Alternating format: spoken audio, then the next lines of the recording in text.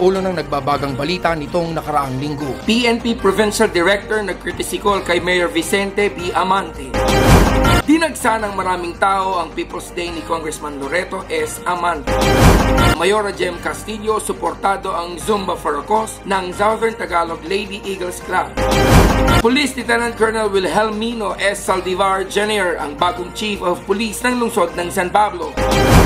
Mga nagwagi sa pa-contest noong July 5 to 7 para sa pagdiriwang ng Nutrition Month. San Pablo Doctors Hospital send out hospital ng SPCGA. National Disaster Resilience Month celebration sinimulan sa isang motorcade. 52nd Sangguniang Panglungsod regular session isinagawa via Zoom. At narito ang mga detalye. PNP Provincial Director nag-courtesy call kay Mayor Vicente B. Amante upang mas lalo pang mapalakas ang ugnayan ng PNP Laguna at pamahalang lungsod ng San Pablo ay nag-courtesy call si Police Colonel Harold P. Depositar, Laguna PNP Provincial Director kay Mayor Vicente B. Amante noong July 10. Kasama ring bumisita sa punong lungsod ang bagong Chief of Police ng lungsod ng San Pablo na si Police Lieutenant Colonel Wilhelmino Saldivar. Ito ay upang patuloy pa rin ang magandang pagtutulungan ng Provincial PNP at ng PNP San Pablo City Station. RJ Reyes, nag-uulat. Dinagsa ng maraming tao ang People's Day ni Congressman Loreto S. Amante. Sa ginanap na People's Day ni Congressman Ben Amante noong July 6 na ginanap sa Malvar Pule Mansion, Rizal Avenue, ay bumisita ang mga kinatawan ng iba't ibang sektor, mga nanghingi ng tulong, mga kawani ng pamahalaan at mga miyembro ng lokal na media. Nagkaroon rin ng courtesy call ang bagong COP na si Police Lieutenant Colonel Wilhelmino Saldivar Jr. kasama si dating COP Police Lieutenant Colonel Joey Lucas. Nakipagpulong rin ang mga opisyales ng party list na Eye on Land Foundation para sa pagbibigay ng livelihood projects sa iba't ibang barangay. Sa pakipagtulungan ni Councilor Edith Wawi Manguera ng District 2, Pasay City. Ito si Nixon Jonglay, nag-uulat. Mayora Jem Castillo suportado ang Zumba for a Cause ng Southern Tagalog Lady Eagles Club. Suportado ni Mayora Jem Castillo ang Zumba for a Cause na pazumba ng Agila ng Southern Tagalog Lady Eagles Club sa pamumuno ni Lea Castillo Sarsadilla, Pangulo ng club, at sa pakikipagtulungan ni Governor Jeng Sarsadilla ng Southern Tagalog Region 5. Gaganapin ang Zumba sa SM City San Pablo sa August 26, 2023 mula alas 2 hanggang alas 5 ng hapon. Suportado rin ni Mayor Vicente B. Amante ang nasabing fitness program para sa malusog na pangangatawan ng mga tagalunsod. Ito po si Christine Mejica, nag-uulat.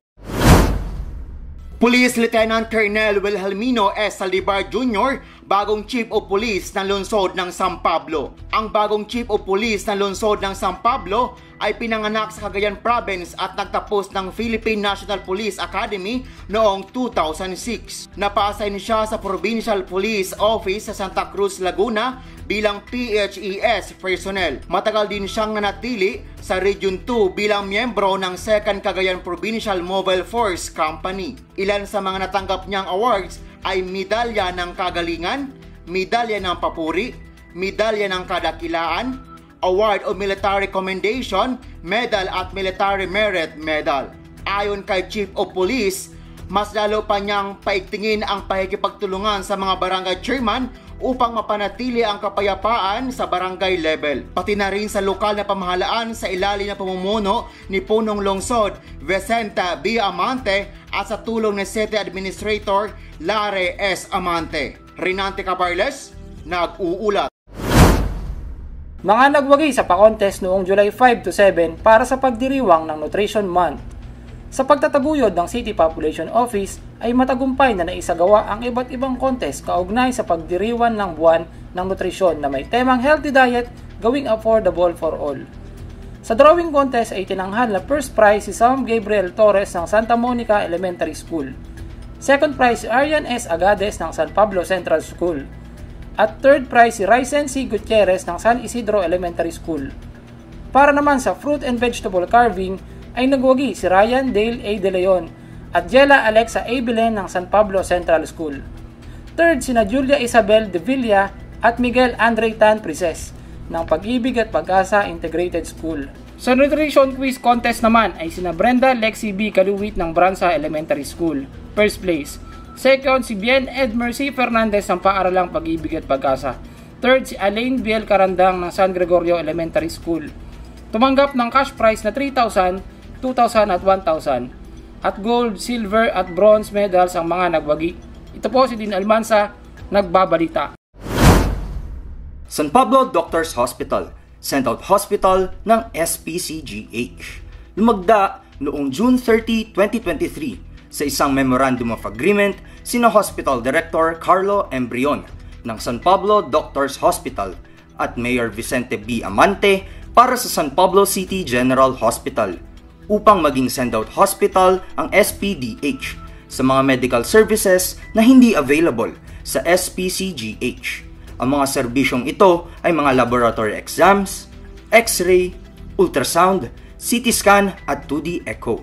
Lumagda din sa nasabing Memorandum of Agreement bilang witness sina Senior Administrative Officer Asteroid L. Salazar at Dr. Michael Richie L. Flores, OIC Chief of Hospital ng SPCGH.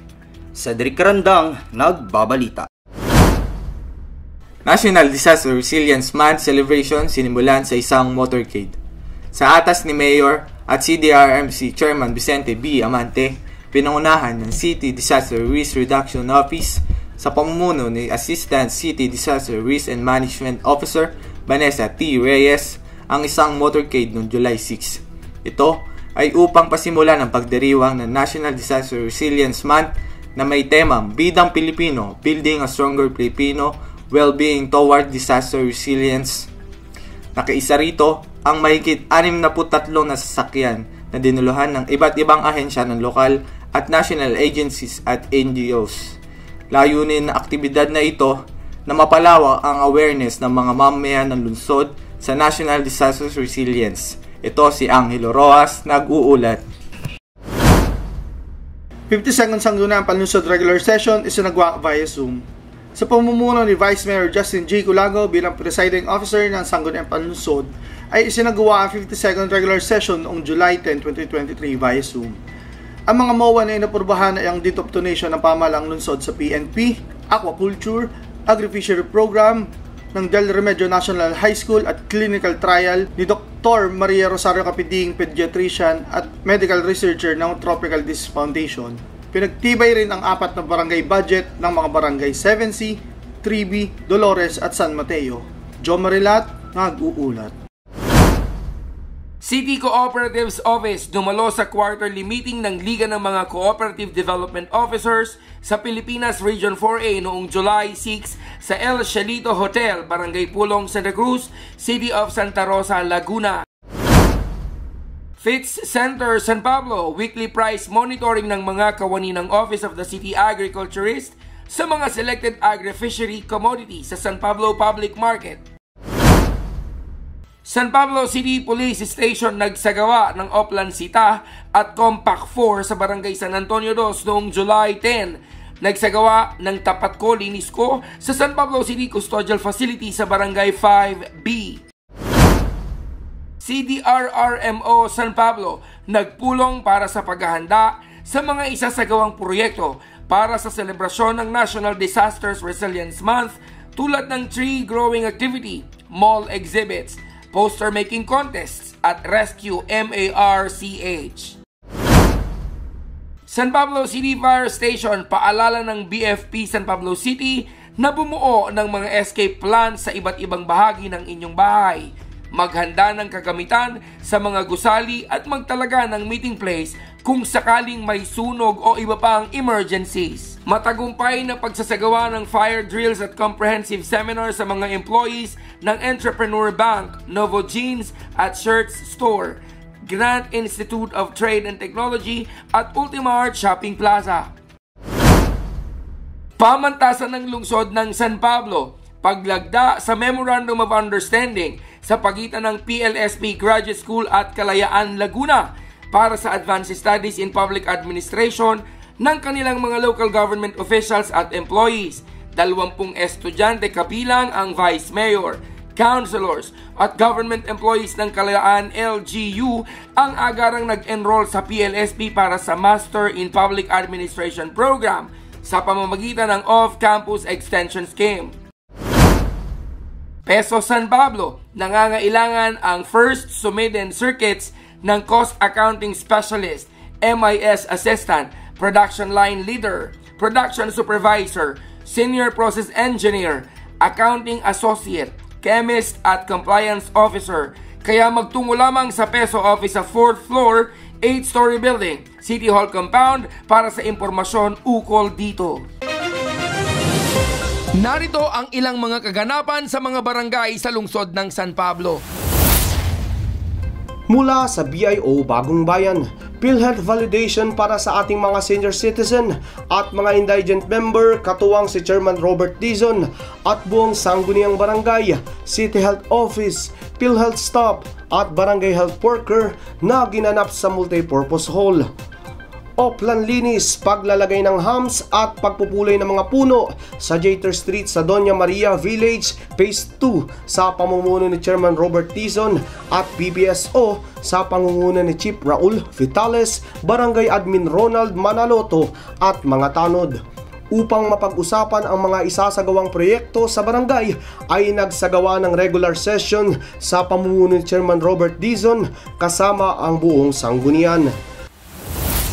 Mula sa BIO2Z, pakikisa sa pagdiriwang ng 49 Nutrition Month na may temang Healthy Diet, Going Affordable for All.